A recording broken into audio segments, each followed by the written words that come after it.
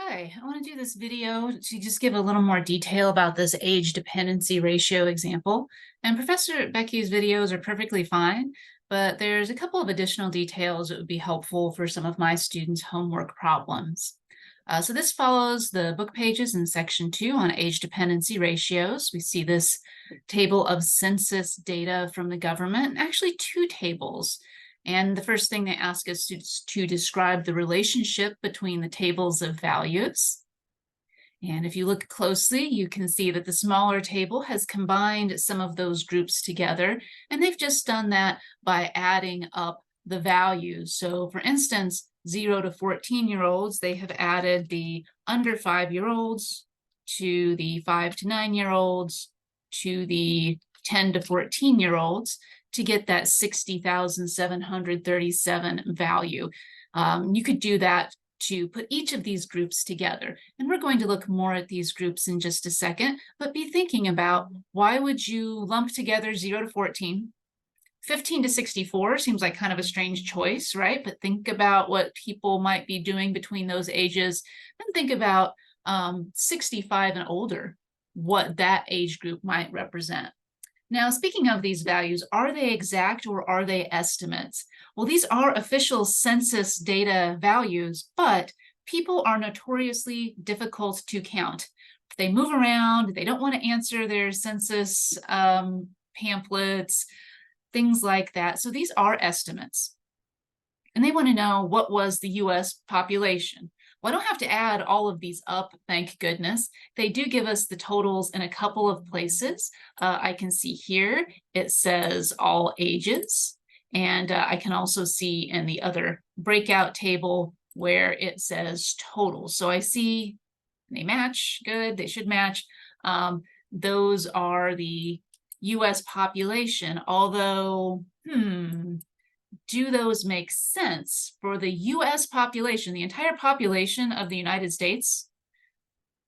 Let's think about that. Let's use our quantitative reasoning. The entire United States has got to be way more than 326,570. So what are we missing? So this class is a lot about attention to detail. And there's a very small detail in both of these tables where it says in thousands. I know a lot of my students are like, yeah, 326,000, that's in thousands. Like, no, what they mean is we have 326,570,000. Let me ask you this. If I had 1,000 $1,000 bills, how much money would I have total?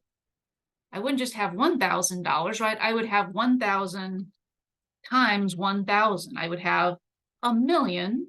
I wish I had $1 million. Here we have 326,570,000 means all of these values have an invisible 000 on them that they didn't want to put in the table because they knew they weren't accurate to all those single digits. So they just kind of rounded them off and then didn't put the 000 and replaced it with the n thousands there at the top of the table. So what's a reasonable, meaningful answer for the US population? 326,570,000. You're going to need that if you're in my class and doing some homework in this section. As I said, these are estimates. They're rounded to the thousands place, and then they just weren't showing those last 3 zeros to save some space. The actual US population, we need to add those zeros back in. All right, now let's get to the point here. The point of this section, section 2, is ratios. So let's get back to calculating ratios. Number 4 asks us to calculate the ratio of under 15-year-olds to the total population, right? Under 15-year-olds, that would just be another name for our 0 to 14-year-olds, wouldn't it? So let's take our 0 to 14-year-olds. That's going to be the top part, the first part of our ratio. And then the second part of our ratio will be the total population, which we just talked about. This would be a part to part or part to whole. This would be a part to whole. The 0 to 14 are a subgroup. They're inside of the group. They're part of the whole group of the US population.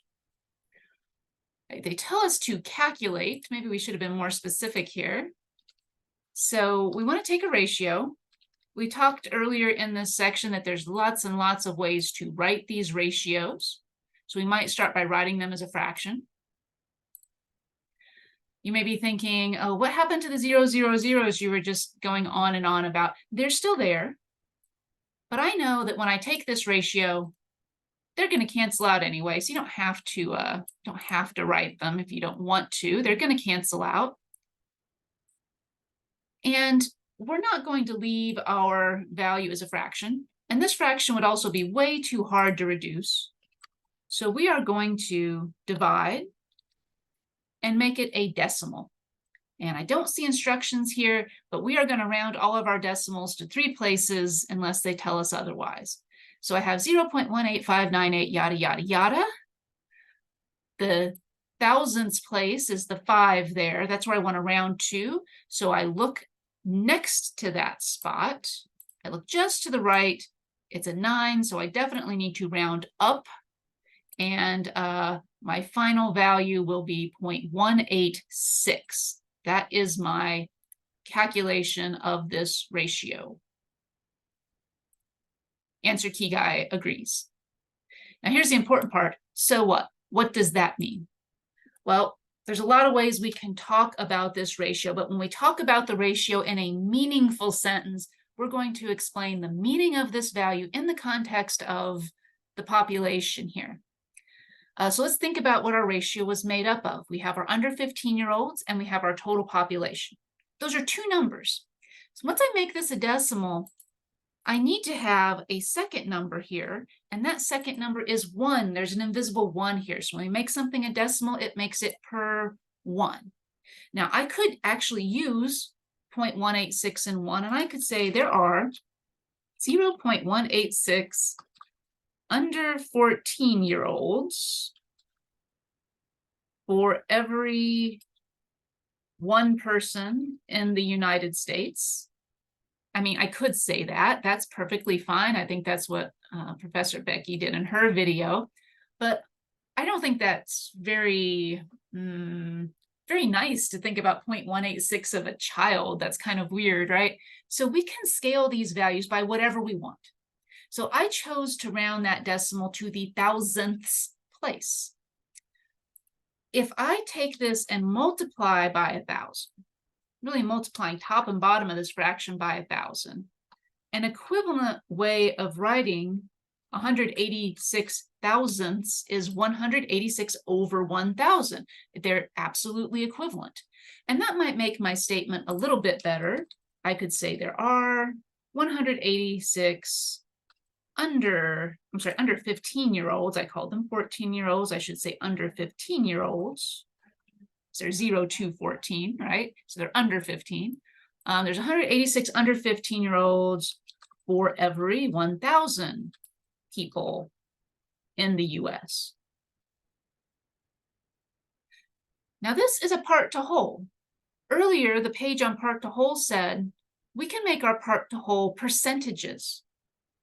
So I also could make this a percent. Percent means per 100. To convert any decimal to a percent, we multiply by 100 and we add our percent symbol. Multiplying by 100 is the same as scooting our decimal 2 places to the right. So maybe even better sentence. Make it a percent. 18.6% of the US population is under 15 years old. Now we can really picture that. Okay, about 18.6%, and we are going to call those child dependents here in just a second. Now that was a part to whole, and we could scale it any way we want. All of these sentences are perfectly correct, perfectly fine. I'm actually more interested in the next topic that we have here. Dependency ratios, and we have a box here, so it must be an important definition. Dependency ratio is when you take the ratio of a population who's not in the workforce to someone who is in the workforce. So if you are wondering, why in the world did we lump together the 15 to 64-year-olds? It's because we are going to consider those people working age. So those are going to be our working age people. The 0 to 14, we're going to call those child dependents. 65 and older, the government calls them old age. I always say that's rude. They're kind of our retired age persons. So the kids and the retired persons aren't working. The 15 to 64-year-olds are working. We're going to have a couple different ratios we are going to look at. I'm just going to look at the first one, child dependency. So the child dependency ratio would take the children. This is going to be different than the one we just did because we're going to take the children and we're going to make a ratio, not with everyone, but a ratio with our 15 to 64-year-olds. Why? Because we're taking the kids who depend on the workers and we're dividing by the workers who they depend on. This will be a part-to-part ratio. These are two separate groups that are not part of each other's groups, so part-to-part. As I said, we're going to take those children, divide by the workers. I get 0.285-ish, again, if I round to 3 places. Okay, let's think about what that means. So what does that tell us? Well, think about what the values are. We took children and workers. Again, we could leave it in decimal form. We could say there are 0.285 child dependents for every or for each one working aged person. Okay, that sounds like a very technical sentence, but it's correct. So what's 0.285? There's 0.285 kids for every worker. Okay, that's weird. That makes me picture chopping up people. I don't like that very much. I like to scale these values.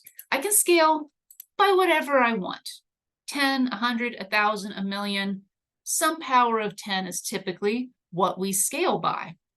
So 0.285, let's do 100 again. Let's think about what that would mean. So if I multiply that by 100, this decimal is equivalent to 28.5 out of 100. Right? 0.285 is the same as 28.5 divided by 100. Or you want to stick with the 1,000, you certainly can. That might make sense. If you want to round a little bit, you certainly can. So 28.5, I can say, that's about 29. We'll be a little bit flexible here. We're going to write the sentence we want to write. I could say there are 29 child dependents for every 100. I was going to call them workers. I'll be a little more specific here. They're working age people. Be even more specific in the US, right? Because it could be different in different places. Now notice what I did not do there. I didn't call it 29%. Why not? It's per 100. Why didn't I call it a percent? Because this is not a part to whole. So I want to be careful here. I could write a percent sentence and say something like, the number of children is 29% of the number of workers. But I can't say something like 29% of the workers are children. That doesn't make any sense. I can't say 29% of the population is children. That's not correct either. We know from the previous problem that 18% are children out of everyone. This one's not out of everyone. This one is a part to part. So that's our big difference here compared to number 4. Now we have a different denominator. Now we're looking at part to part. So per, for each, for every is a better way to state the value. Now, for my students, as you look at your homework, you have to pick from sentences. And that is always hard because you're reading someone else's sentences. But I want you to look really, really, really closely at the descriptions that those numbers are attached to. Are they saying workers? Are they saying people? Are they saying children? Is it the right group of people that they're attaching those numbers to? Now, we could do the exact same process for our old age folks here. We could do the exact same process for putting the two groups together. I'm going to skip over these slides. These slides are available online, and Professor Becky runs through some of these values. I do want to talk a little bit I'd like to talk a little bit about this picture that's on one of the next pages, as this will help with one of the final parts of our homework questions. So this gets us thinking a little bit deeper. Now, we just looked at one particular year's dependency ratio, but people get older, right? And new people get born. So this graphic shows us from 1945 to 2095 what the United States dependency ratios, what they were and what they think they are going to be. And there's a whole big paragraph there for you guys to read. Let's take a closer look at the graph. So I just read off some years. That's what's on our horizontal axis, years. So horizontal means like the horizon. Our x-axis here, we have years. The vertical axis, that's our up and down axis. Oh, my axis actually has a little typo on it. I hope I fixed that in the book. It says per 100 persons of working age. So what is this? It says 10, 20, 30, 40. You might think they're percents, but just like in the example I did a second ago, it's not a percent. It's a per 100 of working age. So our number of dependents for every 100 working people. That's what we're going to measure as we look at the dots and triangles and diamonds in this graphic. So let's look at one. Let's look at 2021. Now I have 3 different lines. Which line do they want me to look at? Let's read the instructions here. 2021 youth dependency ratio. So youth is the orange one, kind of diamonds. 2020 is marked very clearly. 2021 would be just past that, so about there. And then, of course, I need to look over and see what the corresponding y value for that x value is. So I'll get my line. I'll try to get my line nice and straight here or not. Changed my tools in Zoom just a little bit. So they're probably a little bit high there. Let's see. Someplace between 40 and 50. It looks like a little under 45, but definitely over 40. You know, this is a little tiny picture in your book. I'm gonna say 43. Okay, but in this class, we don't just give a number. 43 meaning what? So 43 meaning 43 dependents for 100 workers. Let's see what answer key guy said before I go on here, because I'm going to put the answers up as I go. He also said 43. We were close. How does your answer to number 3 compare to the value for the child dependency, which we just calculated? And I'm going by memory here. I might have to flip back. Is it 0.285? Is that what we were just looking at? 0.285. All right, so we got 0.285.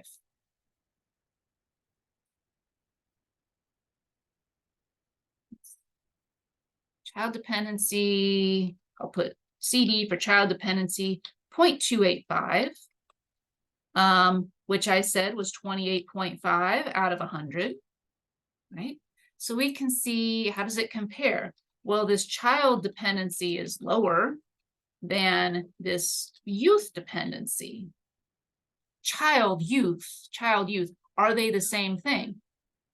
Apparently not. Let's look at the next question. Answer key guy said it the other direction. He said youth is higher than the child. The data used to create this graphic define youth as those under the age of 20. So youth are under 20. Okay, that's a different population than we work with. We said that child was under 15. And we said that workers were 15 to 64. And I usually gloss over that when I'm teaching it in class. But I hope that some of you are thinking, 15? You're going to make these kids work at 15? I know I worked at 15, but I wouldn't think of a 15-year-old as typically supporting, a whole family or anything like that. So youth defines it as 20. Now, if the cutoff for being a kid is 20, that also means the cutoff for being a worker is 20. Now let's think about how that would impact our ratio. So they had youth dependence over workers. If we increase the children's age, right, then what's going to happen? You're going to have more kids. So this value on top, it's going to go up. We're going to have more we call them youth here, but more children dependents. They're going to stay dependent until they're 20 by this definition. That impacts something else too, doesn't it? If they're not working, then the working group here, this number is going to go down. So we're also going to have fewer working age persons. So that ratio is being pulled from both ends. The top number is getting bigger and the bottom number is getting smaller. So overall, we see this value 0.43 is quite a bit larger than our 0.285 just by changing those ages by a few years. Now, my students' homework, I have you think about something very similar with retirees. What if we change that retirement age? Well, keep in mind that retirement age is going to affect two things in the ratio. The two things that are in the ratio, it's going to affect the number of retired people. It's also going to affect the number of working people.